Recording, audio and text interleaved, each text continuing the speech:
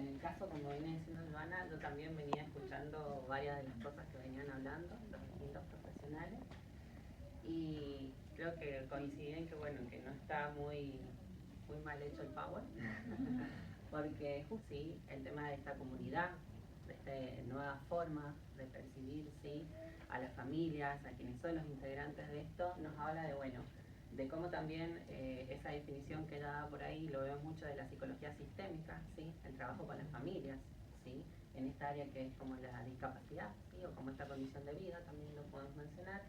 Y nos habla mucho de esto, de cómo vamos a generar, no solamente que el psicólogo en este caso viene a tratar a este adolescente, sino que venimos a acompañar a esa familia, ¿sí? Porque entendamos que también esta familia está atravesando por toda una situación interna a nivel familiar, a nivel de cada miembro de la familia, cada vínculo, entonces tenemos que poder acompañar también a esa familia, ¿sí? Porque recordemos que dentro de esta comunidad, ¿sí? O de esta familia que tiene un miembro, ¿sí? Con Bluetooth, tenemos también los vínculos que se dan entre la pareja, los vínculos entre los hermanos, ¿sí?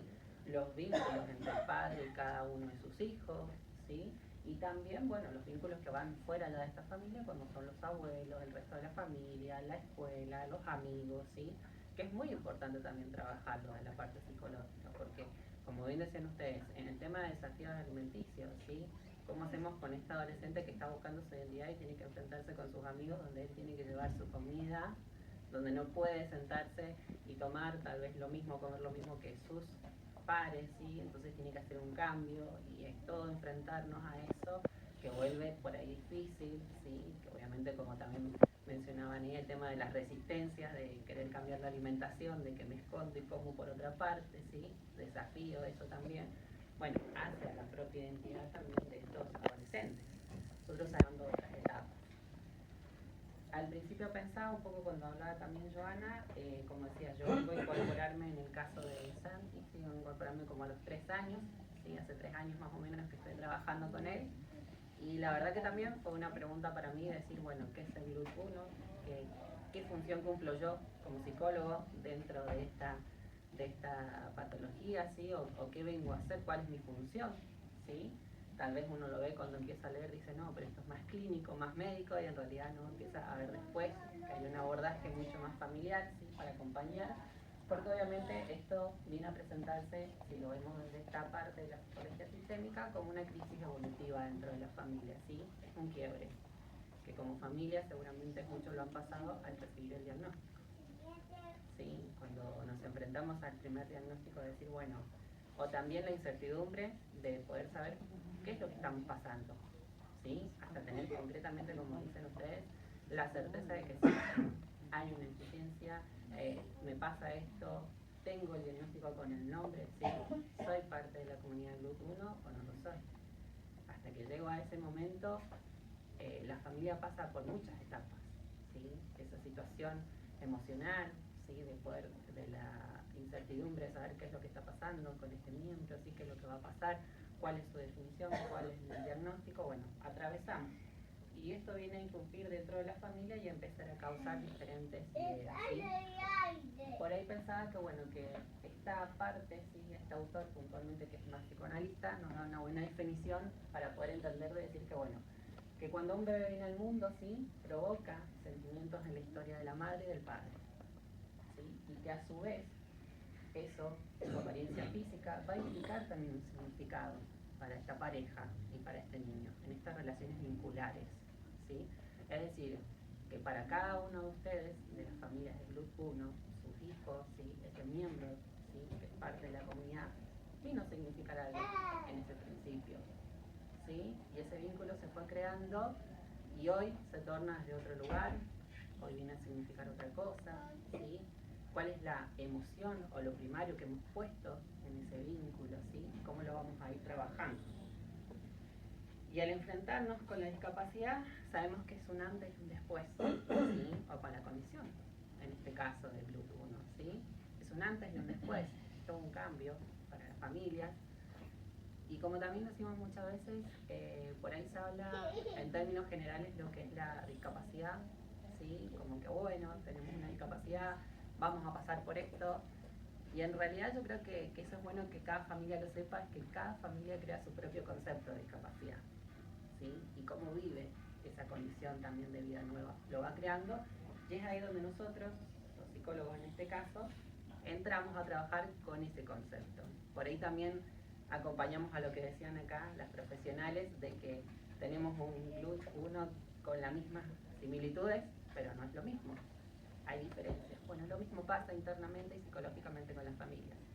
No va a ser lo mismo para una mamá que tenemos en Neuquén atravesar esta condición a una mamá que puede estar en Salta, que puede estar en el Chaco, donde ustedes quieran, ¿sí? No va a ser la misma creación de esa condición a nivel psicológico.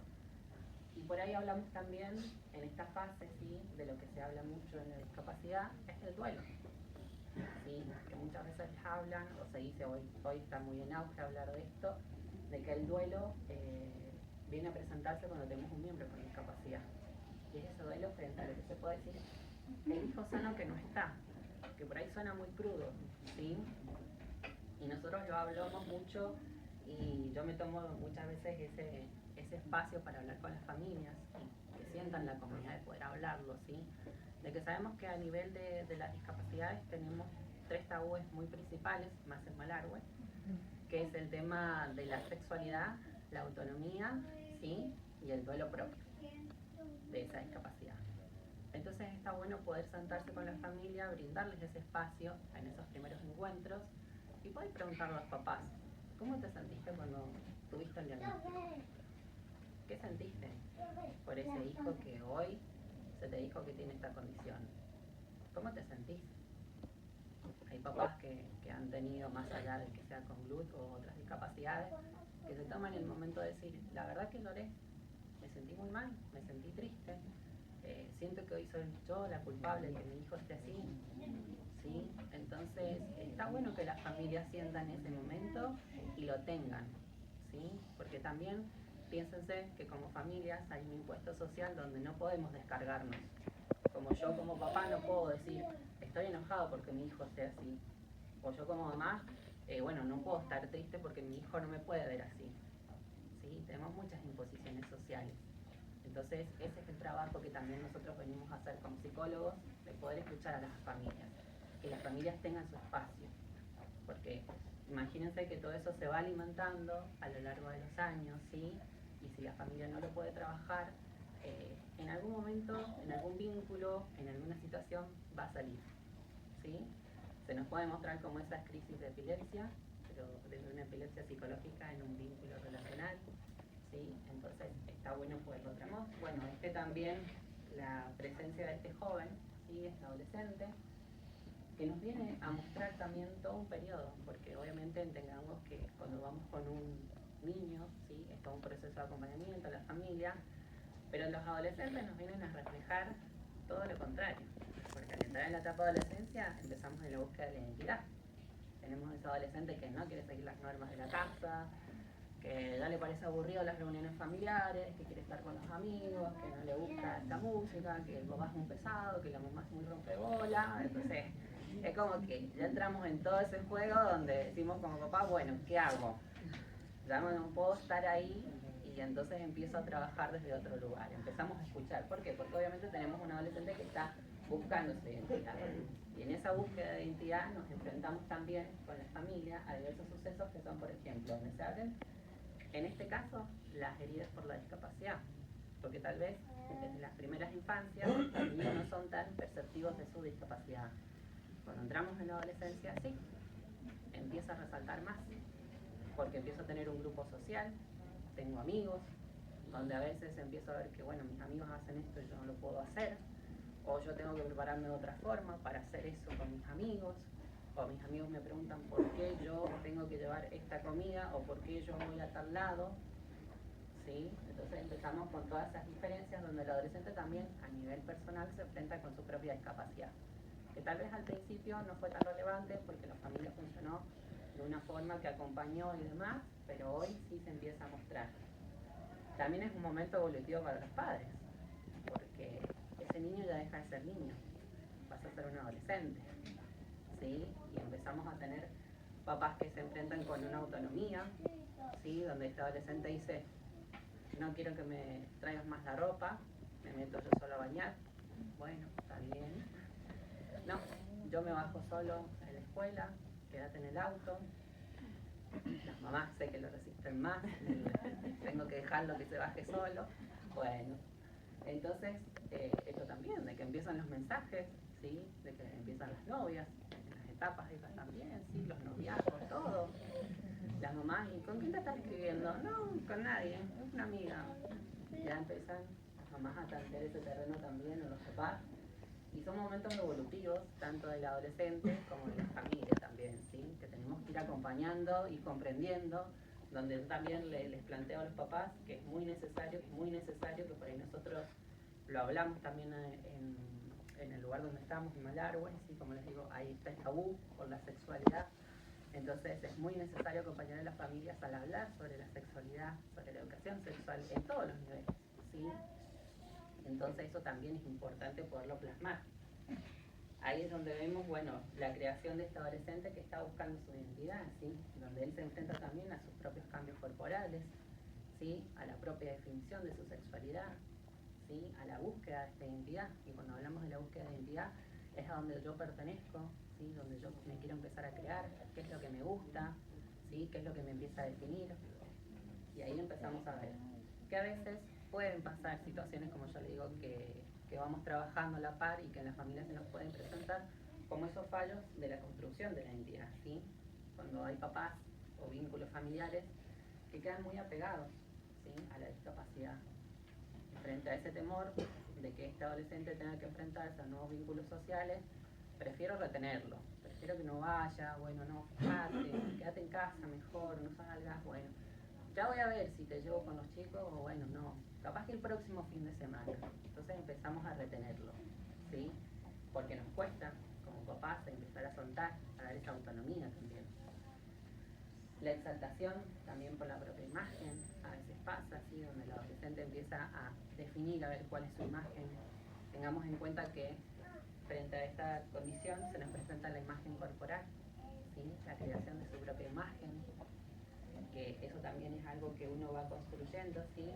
Y a veces pasa que puede quedarse atrapado en el desarrollo, como dice de abajo, ¿sí? De un falso self, es decir, donde el adolescente puede, por atravesar alguna dificultad, ¿sí? En la aceptación de su propia discapacidad o su condición, empezar a crear una identidad más falsa, ¿sí? Un falso self, ¿sí? Donde reniega muchas veces de situaciones, pero no es consciente de que está enfrentándose a su propia discapacidad, donde también a veces es difícil de nombrarlo, ¿sí? De poder entender o aceptar él mismo que es frente a su condición, que hoy no puede hacer esto, ¿sí? Que no lo logra completar. Y eso es lo que le genera a él esta situación donde él dice, no, porque no me dejaron jugar al básquet porque no, nunca me llaman, nunca me invitan, ¿sí? O sabemos que ese adolescente está incluido tal vez en un equipo de básquet, pero él tal vez no ve sus limitaciones propias, físicas, ¿sí? Hasta dónde puede conseguir algo. Y es ahí donde nosotros tenemos que empezar a ayudar a construir, a que él pueda aceptar eso, abrazar esa parte de sí mismo y empezar a decir, bueno, esto hoy no lo puedo completar, pero ¿qué sí puedo hacer?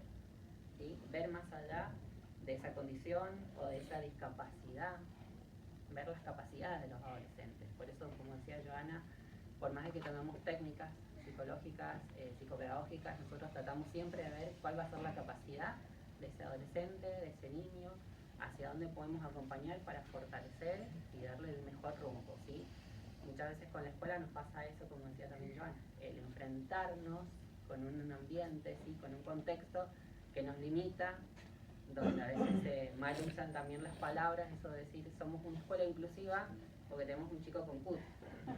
Eso no es inclusión, ¿sí? Es integración a lo sumo, ¿sí? Nada más. Es como decía Joana, el docente que logra, más allá de su rol docente, incluir a este chico, trabajar, preocuparse, trabajar con los equipos, eso hace realmente las herramientas de la inclusión, ¿sí? Por eso también nosotros pensamos que en esta conquista o en esta construcción de la identidad de los adolescentes, ¿sí? Es necesario poder reducir esa dependencia, ¿sí? Por ahí, donde inconscientemente los papás a veces quedan entrampados, ¿sí? Quedan atrapados en ese eterno niño que tenemos en casa, ¿sí? Y sé que es difícil también para los papás enfrentarse a esa soltura de decir, bueno, estoy frente a un hijo que va creciendo, que ya es adolescente, que lo tengo que soltar, porque obviamente, porque de base tenemos el miedo, ¿sí? O el desconocimiento que nos pasó al principio hasta poder tener un diagnóstico. Y siento tal vez a veces que no sé si el entorno va a comprender como yo comprendo lo que le pasa a mi hijo, ¿sí? Entonces es donde tenemos que darnos esa soltura para poder acompañar, para poder enfrentar ese miedo también propio de los padres y poderlo transmitir desde otro lugar, ¿sí? El verlo también en su totalidad y no solamente en su déficit, que a veces pasa, ¿sí? Que muchos papás pueden decirnos, y esto es en todas las discapacidades, no, yo no veo la discapacidad de mi hijo, no me concentro en eso, pero me da miedo de que por ahí, bueno, viste, que le pueda pasar algo, porque entonces de alguna forma seguimos sosteniendo esa mirada en la discapacidad, ese miedo, ¿sí? Y está bueno poder acompañar a las familias en eso, decir, bueno, ¿cómo lo podemos transformar ese miedo en que sea un factor, digamos, de motivación, de aliento, para que tanto el adolescente como los padres puedan darse el espacio de motivarse a hacer algo, ¿sí? Poner también el acento en los recursos, como decimos, en las potencialidades, ¿sí? Eso viene también a trabajar en la parte de los equipos profesionales, ¿sí? El poder decir, mira, vemos esto con él, creemos que esto va a ser así y puede mejor y puede más, como decía Joana, la escuela nos pone un techo, no importa, nosotros en el consultorio vamos por más, ¿sí? Porque vemos que lo puede hacer y lo puede, entonces nos esforzamos en esa parte. Ofrecer las oportunidades, como decía, quiero hacer esto, dale, probémoslo, a ver cómo nos va, prueba y error, ¿sí? No nos limitemos a no probar esa oportunidad, ¿sí? Poner en palabras también las situaciones diferentes, porque a veces cuesta para la familia y para los chicos, más que nada que importa la discapacidad o la condición, ¿sí? Poner en palabras de decir, siento que soy diferente en esta situación, no soy igual a los otros a veces en esto. Y está bueno también escuchar esa parte. ¿Por qué sentís que no sos igual a los demás? Y porque yo no puedo hacer esto o se me dificulta esta parte. Bueno, pero lo podemos buscar de otra forma, ¿sí? Yo, por ejemplo, en eso lo he visto decir por situaciones donde situar a un paciente en decirle, bueno, a ver, sabemos que a veces los temas motores están muy presentes y en esta condición de enfrentarlo, decir, bueno, mira, quiero que me copies este dibujo, 3 dibujos iguales. Obviamente su grafismo se me va a disparar para todos lados. No, está mal, de vuelta. No, está mal, de vuelta. Y llevarla a una posición donde se enfrente con esa emoción de frustración, de que me diga, no me sale. Bueno, ¿por qué no te sale? Porque no puedo, porque se me va la mano. Bueno, es ahí donde uno despierta esa pequeña frustración en el paciente y ayuda a comprender de que por más de que no lo pueda hacer, como a veces se lo pedimos, podemos encontrar otra forma y está bien, ¿sí? Amoldarlo de otra manera. Como yo le digo, a ver, ¿qué sentiste cuando yo te decía, no, hazlo de vuelta? Y te quería mandar a la mierda. Bueno, bien, le digo, está bien, le digo. ¿Y por qué no lo dijiste? Porque no, me dice, porque no te lo voy a decir. Bueno, pero está bueno, le digo, que vos me lo digas, le digo. Porque ahí donde, le digo, esa sensación que vos tenés, le digo, no, que estos dibujos que yo te dije que estaban mal. No, le digo, yo sé que por ahí a vos te va a costar. Pero bueno, le digo, está bueno que vos también veas cómo lo podemos trabajar esa frustración, que se nos puede presentar en muchas áreas, ¿sí? En muchos aspectos de la vida. Hay que respetar la privacidad y la intimidad, ¿sí? Que eso también entra en esta etapa, adolescencia, ¿sí?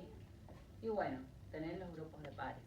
Yo creo que está bueno esto que decían al principio, este sentimiento de comunidad que tienen ustedes, que hoy están creando, que es sumamente importante, ¿sí? Entre los padres mantener esa comunidad, esa parte de acompañamiento mutuo, ¿sí? Donde podemos valorizar y también brindarnos muchas herramientas entre nosotros. Así que bueno, creo que eso es parte de lo que traemos hoy, así que esperemos que